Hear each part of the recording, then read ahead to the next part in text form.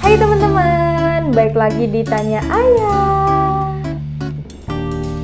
Nah ya, kapan hari waktu Tasya tuh capek gitu, terus tidur siang, tidur, terus pas bangun-bangun itu, kok nggak bisa gerak gitu.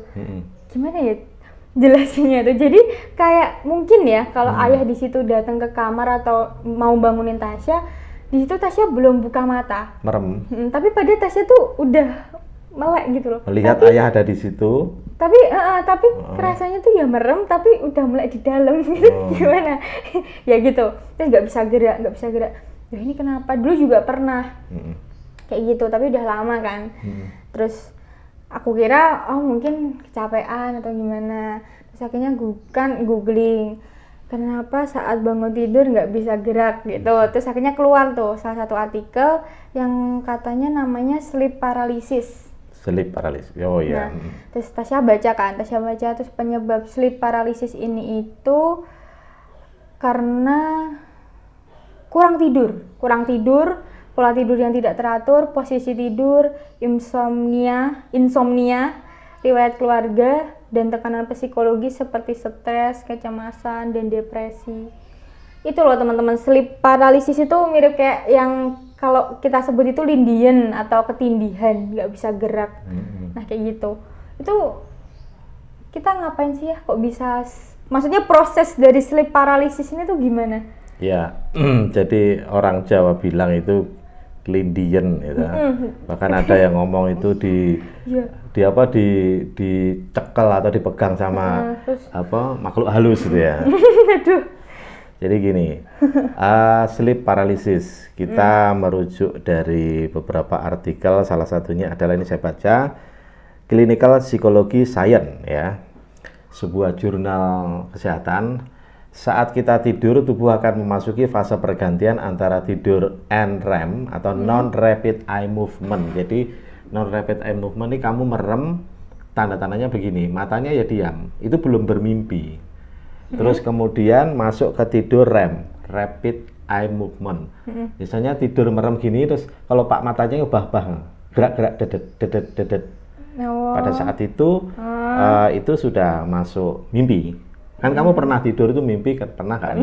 Pernah. Nah, ini fase di antara non-rapid eye movement, ya.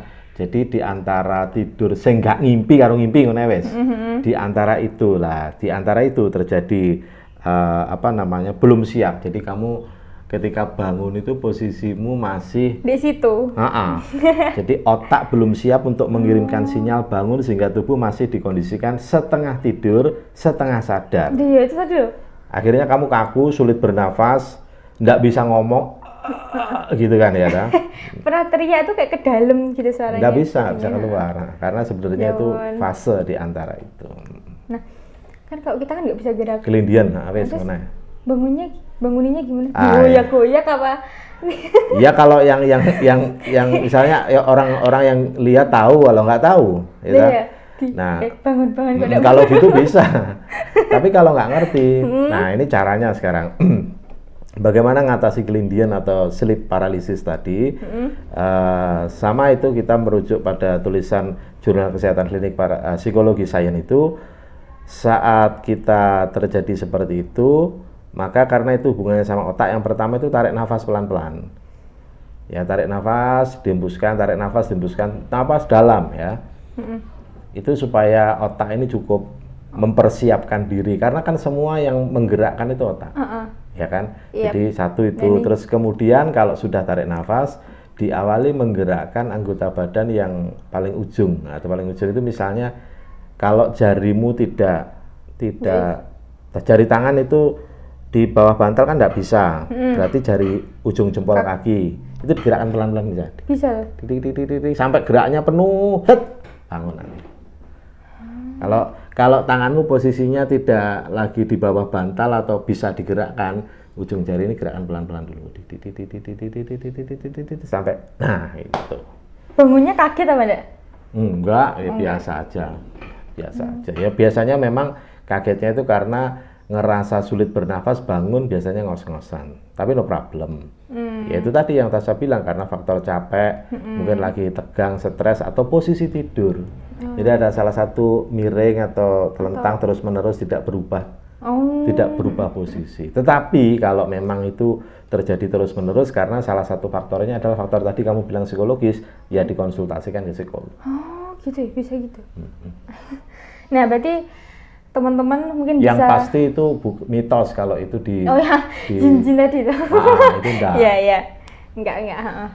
Mungkin teman-teman yang di rumah bisa mencegah sleep paralysis ini, tidur cukup, terus tidur dengan posisi yang nyaman, terus jangan lupa doa. Yes, itu dia dong, biar dijaga sama Tuhan.